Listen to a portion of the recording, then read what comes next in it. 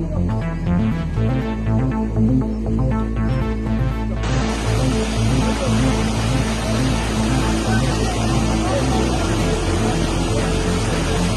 жаратса азыр булакта 2 тарап жол жабылды.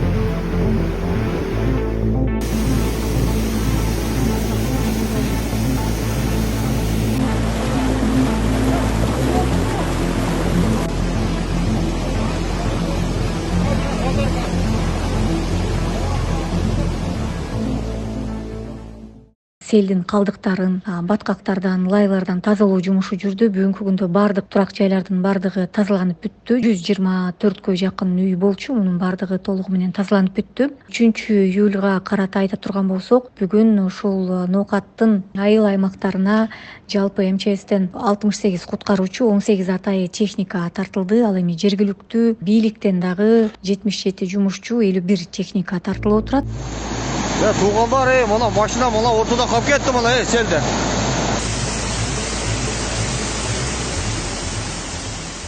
Бактарды тийиш керек, сөзсүз. Анткени бактар чындыгында эле көп мындай ролду ойноп коет.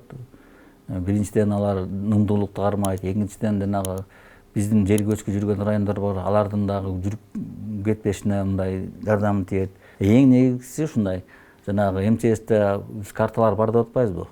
Ошол жерлерде мындай жакшы иш-чараларды көрүш керек алдыначы.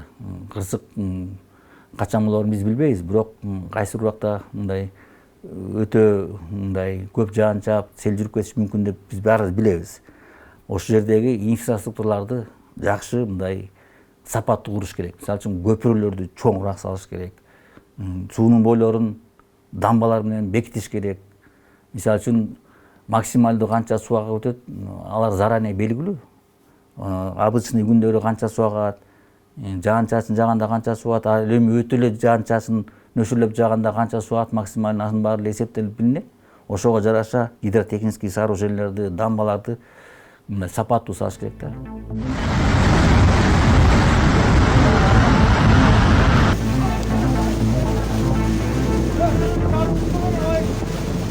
Ал эми Кыргыз Гидрометте деле ошо адистер жетишсиз болуп атат.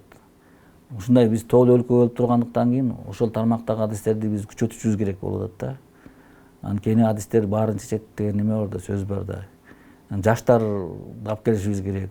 Биз каалайбызбы, биз Кыргызстандын тоолуу өлкө болгондон кийин тоолуу жерде жашай беребиз.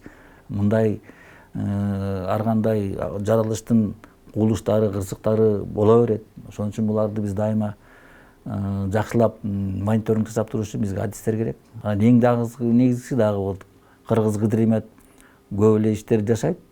Бирок Кыргыз Гидромет азыркы күндө мындай МЧСтин алдында. МЧС өкө бирөө кабар берет, а бирөө болсо кайра ошо последствиясын тазалап атпайбы. Биздин оюбузча Кыргыз Гидрометти мындай өзүнчө чоң организация кылып түзүш керек да. Анткени Кыргыз Гидромет бир гана МЧСти телебейт, Кыргыз Гидромет айыл чарбасында телейт, Кыргыз Гидромет транспорт министрлигинде телейт, Кыргыз Гидромет авиация транспортунда телейт, Кыргыз Гидромет жөнөкөй адамдардын баарын телеген организация.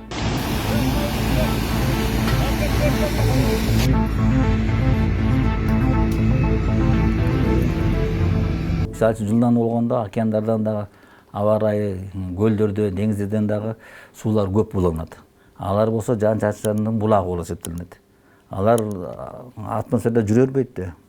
Атмосферада качан гана бир өзүнүн деңгээлине жеткенде алар кайра жаан-чачында түрүндө жерге жайт.